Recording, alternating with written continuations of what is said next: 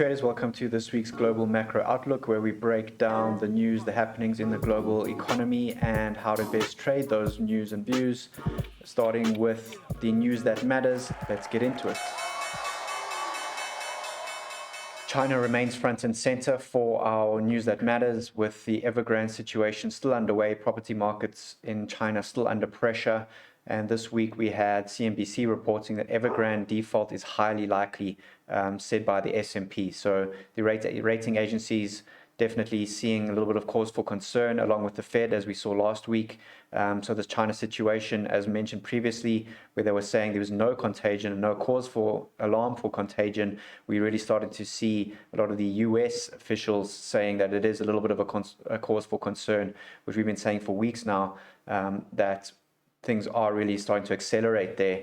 This week we saw Evergrande sell 18% of its stake in the Hong Kong listed Hang 10 at a $1.1 billion loss. So you can see that they are pressured for cash. They're trying to find cash to pay their bonds, pay their bondholders, pay off their debts, and they're doing so by taking massive losses in their investments, and they're struggling to find new investments in their new developments, and that continues to unfold in China. When we saw 6 other property developers really going vertical in their US dollar bond, their offshore bonds, because there's just no liquidity for these bonds at the moment.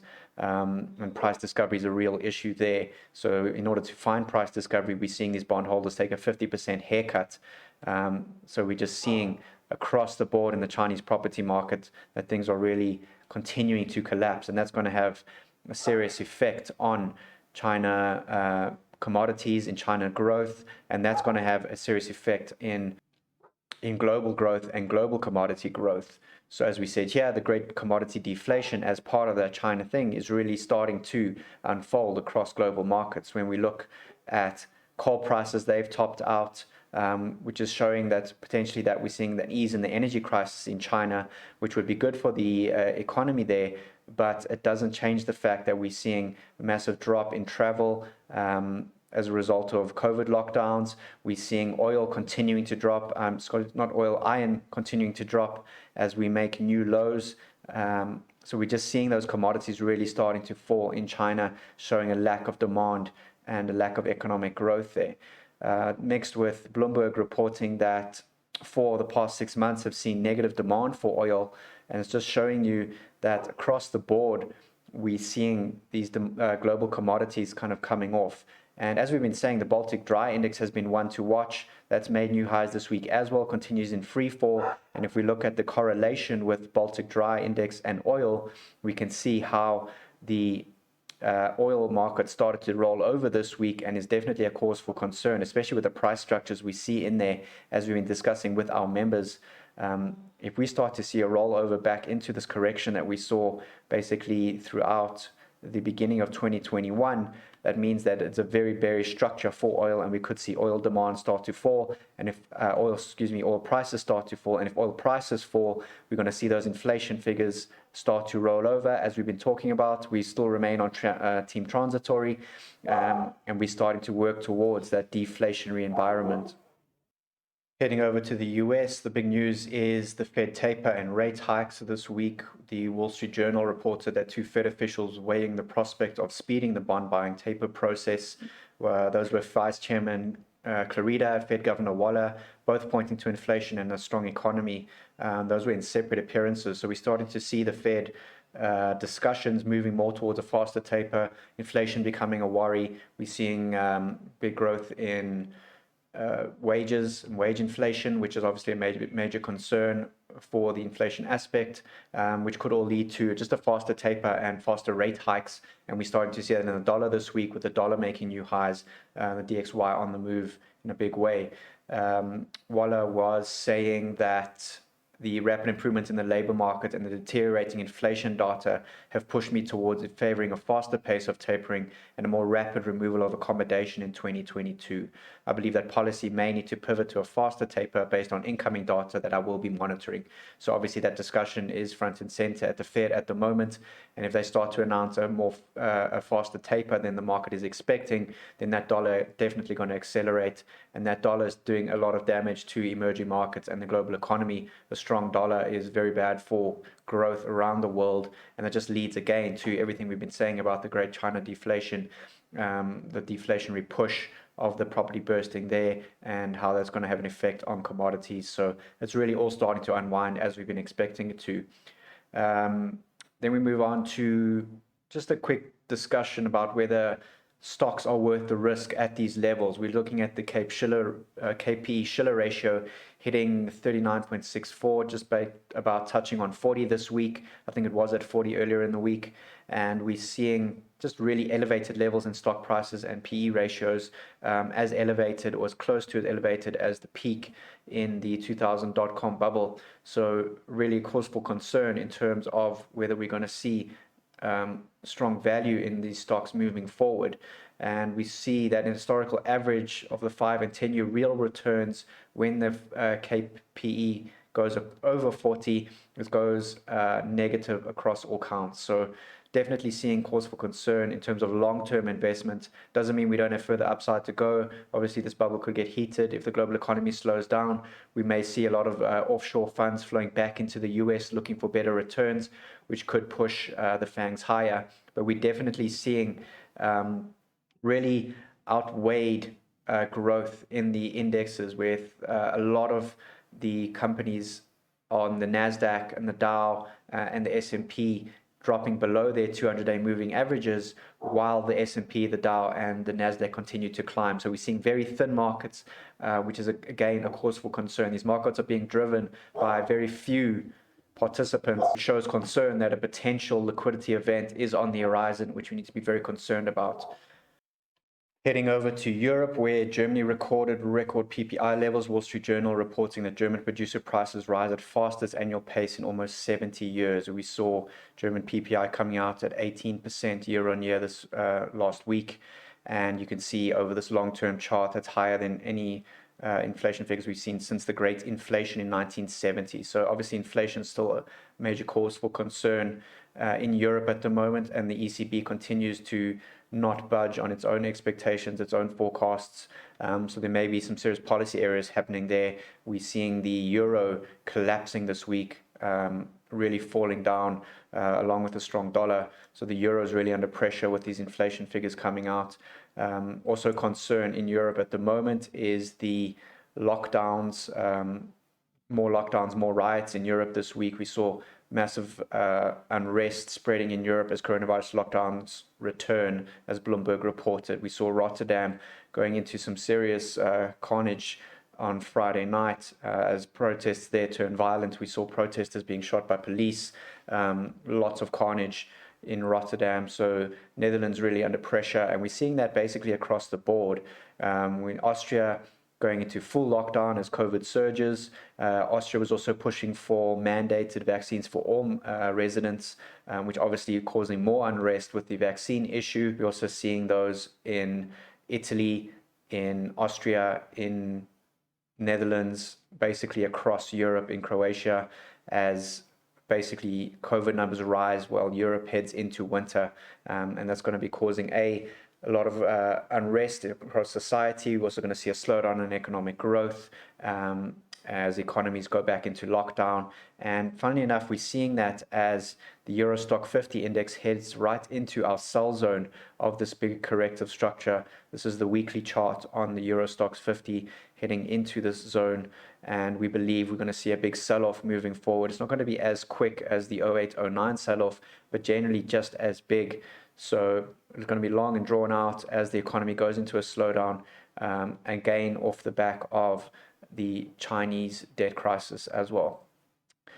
Then moving across to some global news, where we believe that fertilizer and natural gas will be peaking. Obviously, fertilizer prices driven by natural gas, as natural gas is a big part or big component of the creation of fertilizer. When we look at fertilizer prices, they're peaking out or approaching the 2008-2009 levels, or 2007-2008 levels that we saw during the global financial crisis, before we saw a massive drop once we saw that come into kind of resolution. But when we look at the natural gas prices, again, seeing a really interesting structure in natural gas with this nice big ABC corrective structure, which indicates further downside moving forward. And when we zoom into the lower timeframes onto the daily, we see a little bit of a head and shoulders with the rising neckline here, very bearish structure for natural gas, and we may see natural gas head lower along with oil again as those global commodity demand drop moving forward. So lots of news about natural gas prices, a cause for concern with inflation in Europe, when we believe that we're seeing a kind of topping out of those commodities, which is going to drive inflation lower moving forward as we head back into that deflationary environment, a deflationary shock across global markets. Let's head over to what's happening in the economic calendar this week. Pretty busy week on the economic calendar. Monday, we have the PBOC interest rate decision. They're expected to remain as is, but we may start to see hints of potential easing of liquidity conditions by the PBOC if they're really coming under pressure there. So we'll be watching for that. Tuesday, we have the Germany, UK, and Euro PMIs. So we're looking for an economic slowdown in Europe. The PMIs may start to show that. That's also kind of tied in with China, with Germany being major trade partners with China and a major aspect to Euro's PMI. So we're watching for those to roll over this week. Wednesday, we have the RBNZ, the New Zealand Reserve Bank interest rate decision. We have US durable goods orders, which may also look like it may be rolling over. So we'll be watching for that. It's a potential slowdown in the US economy, as we've been speaking about for many weeks now, maybe on the horizon there. We have US Q3 GDP, US core PCE, which is what the Fed uses to make decisions on its interest rate decisions. So we'll be watching US core PCE. We have the FOMC meeting minutes, so we may start to see hints that they've been talking about a potential quicker taper, as we mentioned earlier. So we'll be watching for any changes in the FOMC meeting minutes. Thursday, we have German GDP, and then Friday, we have Swiss GDP. Again, just watching for potential slowdown in Europe, kind of dampening any reopening optimism that may be on the cards for the market. Heading into the charts, starting with the dollar, as you can see, the dollar had a screamer of a week, really breaking higher, reaching up into those June 2020 levels, and breaking out of this kind of inverted head and shoulders structure, retesting, breaking higher. So on all time frames, we're seeing the dollar rally. As we've been mentioning, basically since May last year, we're going to see the dollar go really weak until we get into this 87 to kind of 92 region, which we mentioned in a previous video. And when you look at how we're breaking higher now, what that resembles is a move in the DXY that's going to end up kind of triple digits once again, potentially heading as high as 116. So as the dollar gets stronger, the market for the dollar strengthens, which means the dollar gets stronger. So it's this vicious circle that we're going to be seeing in the dollar as it rallies out of this corrective structure that's basically been in play since January 17. We have a really nice impulse off the lows, big corrective structure forming here, and now starting to accelerate. So watch the dollar to continue to move the rest of the year and heading into next year and really start to cause some damage.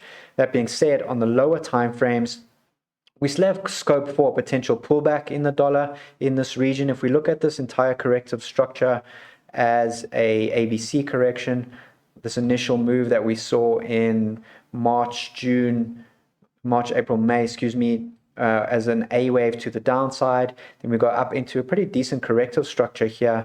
We still have scope for this to move down into basically the 93 to 92 region before fully accelerating. If we look at that on the euro, you can see how that kind of correlates to a big head and shoulders structure, breaking the neckline. And then this, if we see a rally in the euro or a kind of fall in the dollar over the next few weeks or the rest of the year, that'll tie into a break and retest of that neckline. So it's just something we need to be concerned about before getting overly short the dollar. Overly long the dollar, especially against the euro and the pound. We're just waiting for confirmation price action. So we'll be covering this in the members area pretty extensively as we wait for that confirmation to really get long the dollar especially against the euro and the pound. Doesn't mean we're not long the dollar already. We're actually holding positions in a couple of these pairs, which we'll get to in a moment. But to be really convinced of that dollar move, we really want to see the euro and the pound break down from here. Same thing with the pound, as you can see, breaking out of this bigger corrective structure, which actually resembles a bit of a head and shoulders top. We've been calling for this one for some time as well. When you go to the weeklies, you can see this big ABC corrective structure now looks complete, and that means the pound should be heading towards parity over the next couple of years moving forward. It's a very, very strong dollar, about to do some damage to the global economy, we believe. But again, if you look at the structure, there's still scope for this move to the upside to be an A wave, impulse down, little B wave corrective structure in the middle. This last move down was what I called your C of B wave, which means you may have a potential pop up towards 138 once more as this bigger ABC corrective structure plays out. Potentially, I'm not saying that just yet. It's just a cause for concern that we need to keep an eye on, and we may actually use it as a hedge against our other shorts, commodity currencies, especially where our Aussie dollar, US dollar finally in the money, our Aussie dollar, US dollar short finally in the money, coming out of its own ABC corrective structure. So you can see the same resemblance that we have in the pound and the euro, where we had that first move higher, had a big impulse down, choppy B wave section. We eventually had the C wave to the upside, and then we saw a strong move to the downside. So just a cause for concern, as I mentioned, in the euro and the pound, but no cause for concern here in the Aussie dollar, the New Zealand dollar, the CAD, the Swiss, the yen. They're all showing US dollar bullishness. As I said, the Aussie dollar US dollar trade goes into the money, coming out of this bigger ABC, and we're starting to see that acceleration. Big close on the daily, big move to the downside on Friday, just showing you that these commodity currencies are really under pressure, and again pointing towards that global economy weakness and a potential deflationary move that we've been calling for. Same with the New Zealand dollar, US dollar, a big ABC running flat, heading into the 71 to 72 region, and then falling down pretty strongly from there, and we expect that to continue to accelerate to the downside moving forward.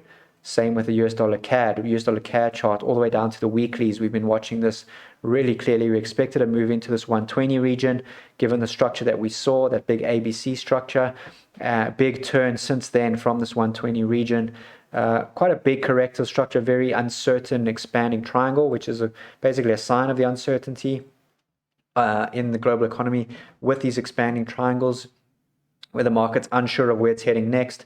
But these expanding triangles almost always correlate to a continuation of the trend, and that's what we're seeing now with the CAD heading back towards basically highs for the close to the year once we break these highs. And if we get there, that's a good indication that the US dollar has really turned, and we're seeing that US dollar bull market come into play in earnest. US dollar Swiss, another one, our trade of the week from a couple of weeks back, now pretty well in the money, and as you can see, waiting for this lower time frame corrective structure to play out, which we'll be covering in the members area, and then looking for a final move up towards 0.95 in the US dollar Swiss. The Swiss might have a pretty strong counter rally, kind of counter to everything else, again in relation to that risk off, the Swiss and the yen being very strong risk off currencies, safe haven currencies. We might see the Swiss actually take up that safe haven currency space as the yen tops out, which we'll get to in a second. When the US dollar yen tops out, which will show that turn in towards the more safe haven status of these currencies. US dollar yen, we expect to continue to rally and get up towards 117 before rolling over. And when we look at that, that's all part of what we believe is going to be that big risk off move. The US dollar yen, or the yen pairs especially, being strong safe haven currencies. And when we look at the yen pairs versus the rest of the commodity currencies, we're just seeing a complete top out. We're seeing Aussie dollar yen topping out right in the section which we mentioned in our 2021 market forecast. We expected the US dollar yen to head into this 86, 87, all the way up to 89 region as a potential and roll over. And it's already rolling over from this 87 region basically to the downside out of a big corrective structure. So we can expect to see the Aussie dollar yen heading back to March lows, which is a big move, and just showing you that the yen is regaining its safe haven status, and we're heading into a more risk-off environment. New Zealand dollar yen, another one that's rolled over, heading to the downside pretty strongly. CAD yen, another one that's rolled over. And we zoom out to the weeklies on the CAD, you can see a much cleaner structure in terms of where we expect this to go. And again, we very much expect beyond the March 20 lows and quite deep beyond those lows. So we're going into very volatile times if the yen has anything to say about it. So yeah, we're seeing that across the board. And as we said, that's just going to show you that we are headed into that risk-off environment, that safe haven status environment.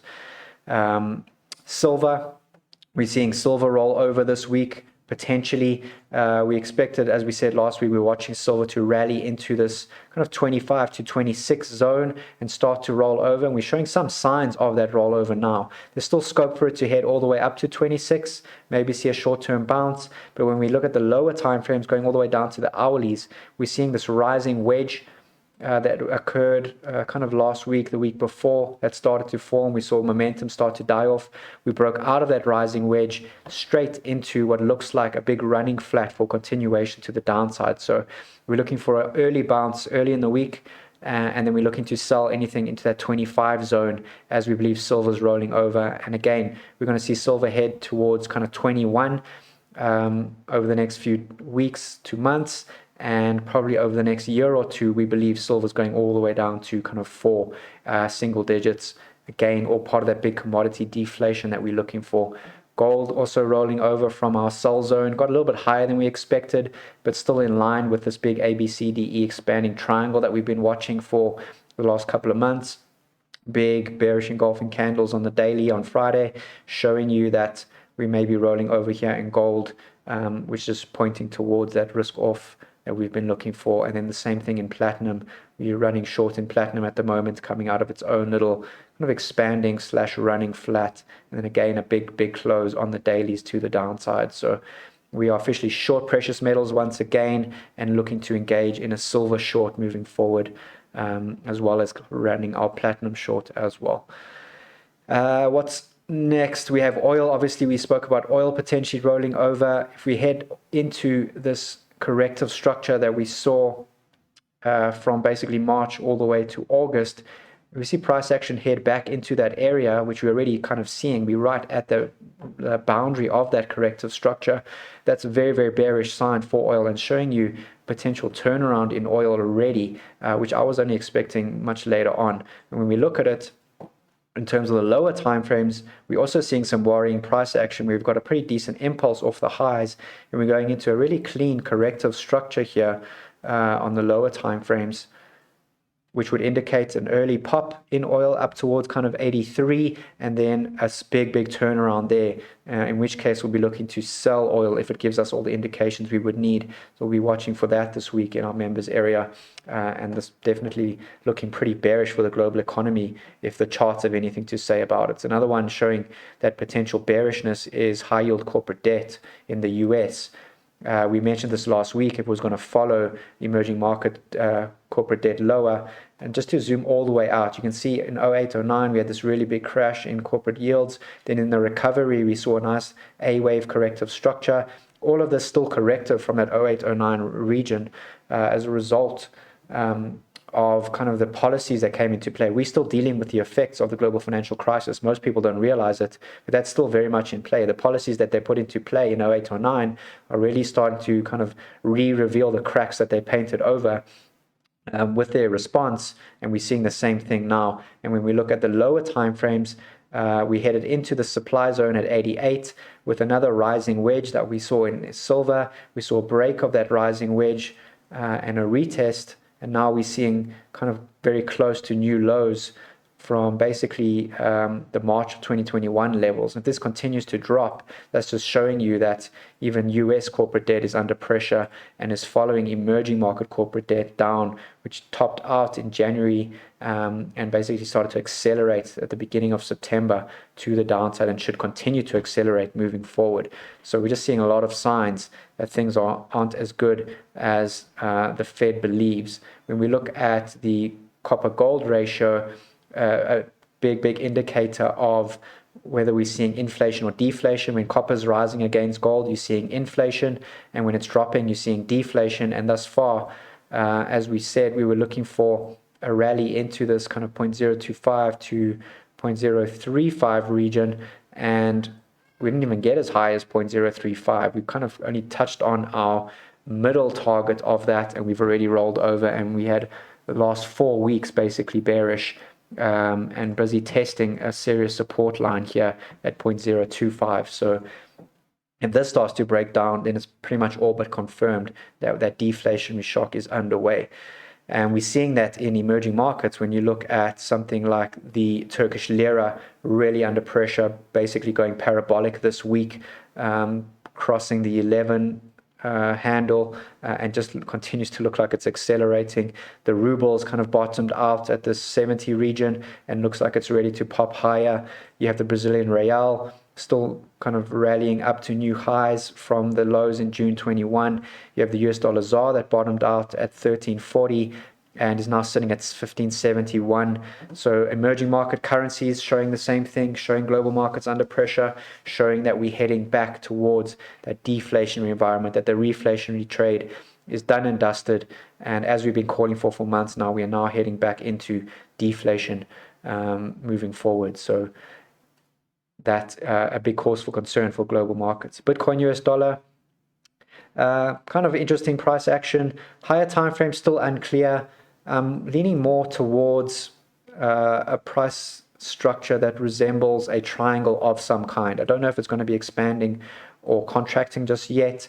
More inclined to believe it's going to be contracting, which means we may be looking at something along these lines for price action, kind of stuck in this range for some time moving forward. But it's also possible that we are in a bigger running flat structure where this is your A wave. We have a kind of irregular B wave, which is kind of looks like a 1, 2, 3, 4, 5 on the Elliott wave structure scope, heading into 88 and then dropping back towards kind of 50 to 60 before really taking on the next leg of the bull market moving forward. So lots of possibilities here. And what we saw this week was a really clean corrective structure on the lower time frame. So a really nice impulse off this 40 region all the way up to 66. Then a nice big ABC corrective structure. I was looking for a nice running flat and a bounce off of 60. It kind of rolled into more of an expanding flat, but it looks to have turned over the last couple of hours. It's turned over the weekend, and it's looked like it's going to it looks ready to run up to our full target at 88 of this leg higher. So we're keeping a close eye on that. But Bitcoin long, Ethereum long looks pretty good for the week. We're just waiting for confirmation there. And it looks like Ethereum is going to outperform Bitcoin in the short term because its lower time frame structure is showing more of a running flat as opposed to an expanding flat, which is obviously of higher momentum. And we could see full price target on Ethereum as close to 6,500, which is obviously a pretty decent move for Ethereum. So we'll be keeping a close eye on that this week as one of our major opportunities. So that's about it for the charts. Definitely a lot to handle. One last chart we'll be keeping a close eye on is the Thomson Reuters CRB Index. We've been calling this for some time now. We were looking for a move into this region before the deflationary trade takes hold, and very early days, but potentially showing some signs of a turnaround. As you can see, kind of a low dropping of momentum at this 240 region and rolling over. If oil starts to fall, the CRB index is going to follow suit, and we're heading back to that deflationary trade. Just a reminder, we said QE1 08-09 led to those inflation expectations all the way into the European debt crisis before we turned into a 10-year commodity bear market. Then obviously COVID hit in 2021 or in 2020. We saw inflation expectations rally pretty much in line with what we saw in 08-09. And then this is going to roll over as a result of what we believe is the China debt crisis, which is going to have global effects there. So we're keeping a close eye on this chart this week to confirm that we are headed back to deflation. It's cool, guys. As you can see, lots happening in the markets, especially kind of outside of the news, but in the charts, in the bond markets, in precious metals, showing big indications of potentially what's on the horizon, as we've been calling for the last couple of months. It's really starting to play out in earnest. Going all the way back to our 2021 market forecast, we're showing a lot of these charts showing exactly the same path, and if that path continues to play out, we're heading into a pretty turbulent end of the year and a very, very turbulent 2022. So keep an eye on that. Members, we'll see you in the members area. Guys, if you'd like to join either the Trading Academy or our newly launched Investor Guidance Service, feel free to check out our website, senecalytics.com. Check me out on Twitter at Senecalytics, where you can see more of these ideas, more of our work coming out into the public scope. But yeah, as I said, we launched our Investor Guidance service this week, which is going to just help you battle through these conditions and find some shares some equities across the globe that could be defensive to your portfolio and allow you to even benefit from the market conditions moving forward without necessarily having to short these markets. Our Investor Guidance Service is for long-only clients that are only looking to buy equities. And obviously our Trading Academy, we will be watching for those really important shorts that will really push our returns strongly into the end of the year and into 2022. So if you'll see you in the members area, if not a member, please join us there for some great content and some really good ideas that have played out really well for us through the course of 2021 and 2020, through all this turbulence, and should do again moving forward. Cool guys, have a good one. Thanks for joining.